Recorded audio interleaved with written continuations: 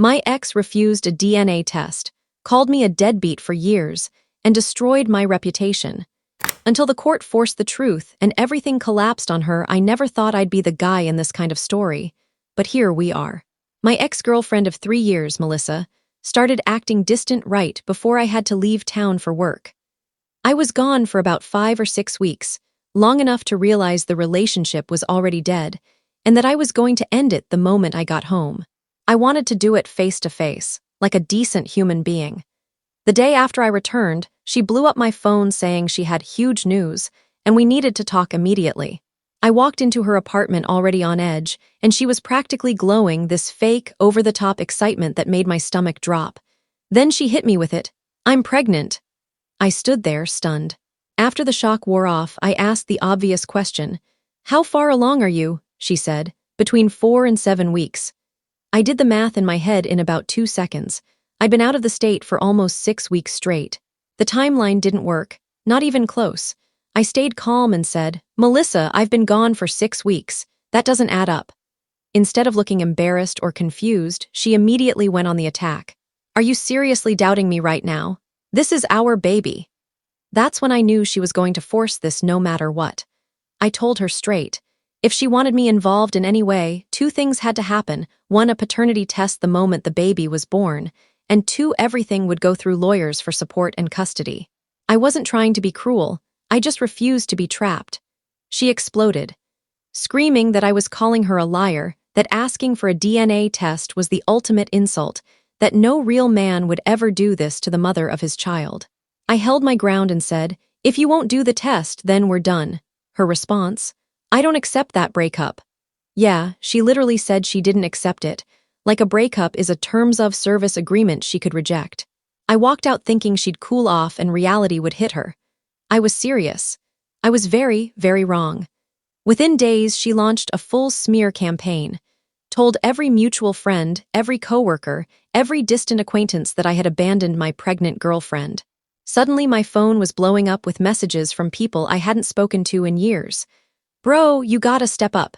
She's pregnant and alone. Man, do the right thing." I tried explaining the timeline, the refusal of a test, nobody wanted to hear it. She had turned herself into the ultimate victim, and I was the monster who left her. People were Venmoing her money to help with the baby. My own family started side-eyeing me until I showed them the travel receipts. She posted cryptic sob stories on social media with ultrasound pics and captions like, "Some men just walk away." The comments were a bloodbath against me. I lawyered up immediately.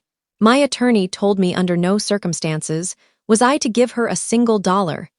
Even $20 for diapers could be twisted in court as an admission of paternity. So I sat there watching strangers fund a child that mathematically could not be mine, while I was painted as the deadbeat of the decade. Then the baby, Lucy, was born.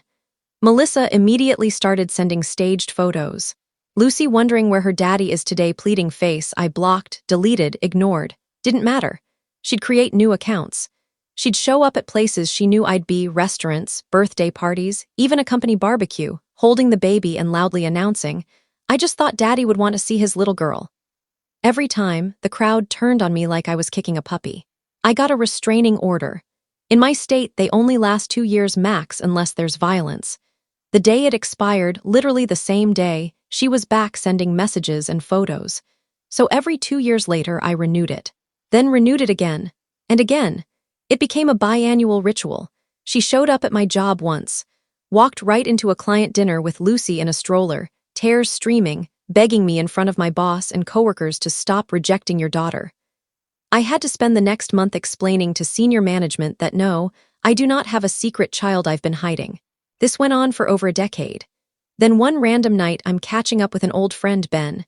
He mentions offhand, "Dude, Melissa tried the exact same thing with a buddy of mine." Turns out she had pulled the "you might be the father" routine on at least 4 other guys we could find, all overlapping timelines, all refused DNA tests, all accused of being deadbeats when they walked away. We started a group chat. The stories were identical, almost word for word. One guy had actually been sending her money for years because he felt guilty. Another had a restraining order too. We all lawyered up together and went after her as a united front. The judge ordered a paternity test for every man who wanted one, 5 of us at that point. Melissa fought it tooth and nail, cried in court, called it dehumanizing, said a mother's word should be enough. The judge wasn't amused. Test day came. Results day came faster. None of us were the father. The meltdown was immediate and public. She showed up at my house the very next day screaming on the lawn that I had ruined her life and turned her own daughter against her. Neighbors called the police.